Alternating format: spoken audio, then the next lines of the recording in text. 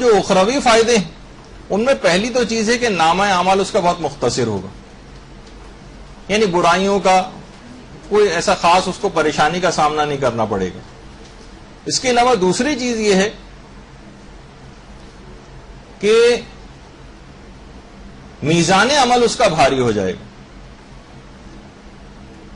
میزان عمل اس کا بھاری ہوگا، نامہ اعمال اس کے دائیں ہاتھ میں دیا جائے گا، جہنم سے آزادی کا پروانہ یہ اس کو ایک باقاعدہ پاسپورٹ یا ایک پرمٹ دیا جائے گا کہ جاؤ تم اب نار جہنم سے آزاد ہو۔ سفید چہروں کے ساتھ میدان حشر میں اس کی آمد ہوگی، سفید چہرے کے ساتھ، شاداں، خوش و خرم و فرحت و فرحاں، یہ میدان قیامت میں آئے گا، لباس بہشتی پہنے ہوئے ہوگا، اور اس کو 100 رشتہ داروں کی شفاعت کی اجازت ملے گی۔ اس کو اجازت ہوگی کہ کم سے کم اپنے 100 رشتہ داروں کی شفاعت کر سکے، یہ کم سے کم اس کا ہے، ورنہ تو اس سے بہت زیادہ بھی شفاعت کی اجازت کی روایات ہیں۔ پروردگار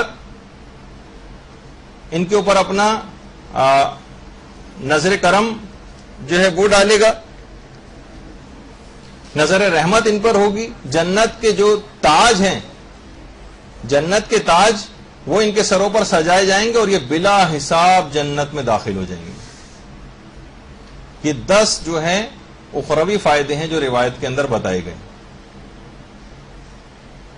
10 اخروی فائدے۔ پھر پیغمبر نے یہ 20 کی 20 جب چیزیں بتا دیں تو پھر پیغمبر نے فرمایا خوش نصیب ہوں گے وہ افراد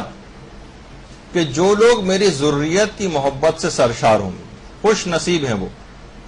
اور پیغمبر اسلام نے ایک اور موقع پر یہ بات بھی فرمائی ہے کہ جو بھی میری ذریت کے حقوق ادا کرے گا، جو بھی تو جو بھی میری ذریت کے حقوق کو ادا نہیں کرے گا،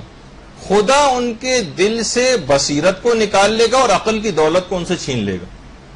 تو ذریت کے حقوق ادا کرنے میں پھر دوبارہ بات آ رہی ہے خمس کی،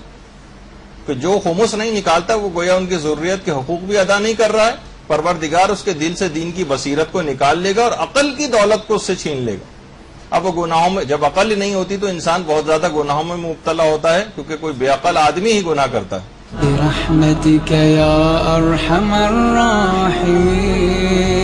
وصلى الله على محمد وآله الطاهرين